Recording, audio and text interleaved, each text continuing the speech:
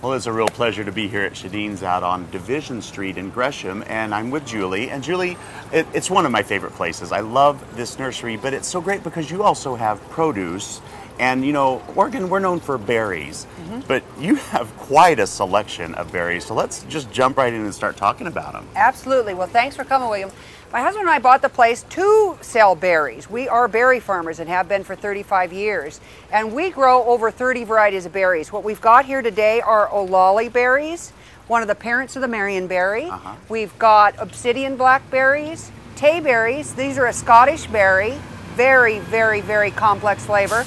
These are the black caps, which have a great story. They're named black caps because they look like a little stocking cap sitting on your finger. They're a black raspberry. Tell us what that story is, though, because it's fascinating. Most people, old timers, know what that is because they grew up having to pick the thorny little things, but they are used for the dyes in meats and cheeses. 90% of the production in Oregon is used to stamp that USDA sign on your steak. So when you go to the grocery store and see that, that's actually black cap juice. Wow, that's amazing. Yeah, absolutely. And then we've got Loganberries, probably the original raspberry blackberry hybrid, originally used to flavor Dr. Pepper. Nice.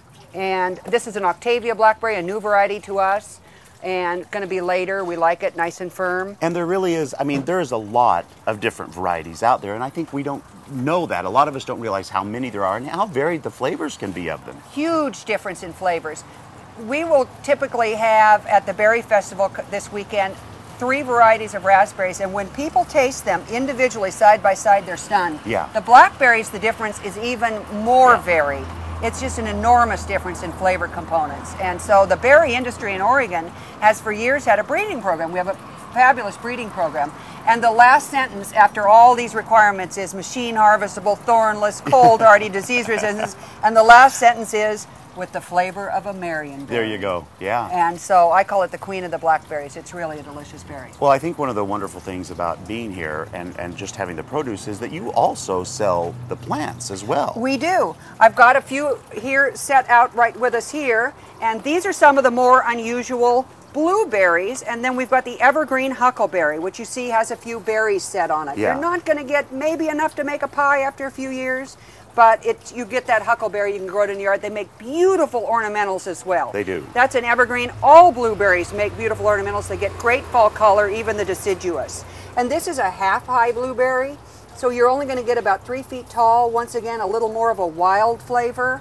This is the becoming famous pink lemonade with your pink blueberries. So, and they, you know, well, before we talk about even where we can plant them, let's run over, because you even have some more right over here. Absolutely. Let's walk over here and take a look at them. Now, Julie, we're around a bunch of different fruiting vines and berries here, but let's talk about a couple of them here. What is this one? This is a gooseberry, and they're actually very, very easy to grow in our climate. They are big, tall, shrubby bushes. They're very thorny, yes, so a little difficult to pick. They come in green fruit, pink fruit, red fruit, and they're rather a tart fruit, and so they're almost exclusively used for cooking. Okay. Sort of a beloved old-fashioned pie. And this is a beautiful shrub. That is a lingonberry, and that is can be a beautiful evergreen ground cover or shrub, but it's used in Swedish preserves is the most famous use for it. And they harvest it with something that looks like a scoop with rake edges, and it's called a Dryland Cranberry in a lot of cases. And they just scoop the berries right off. They're really small, red, very, very tart, almost as tart as a cranberry. And last but not least, a new strawberry.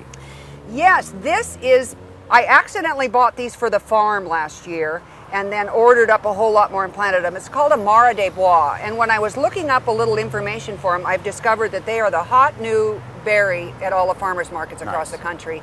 They're intensely sweet. They are a day neutral, or what is commonly called an everbearing, and so they're going to bear fruit all summer long. And the flavor, I think, is better than a hood. I know an Oregonian should not say that, but I think it is better than a hood. And you can get berries in August. We'll let you get by with saying it. It's okay. Now, if you're thinking to yourself, wow, I would like to taste some of these berries, there is someplace they can go today to do that. Absolutely. The Oregon Berry Festival is the second day going on today. We start at 11 o'clock, 11 to 4:30. There's all kinds of great family entertainment.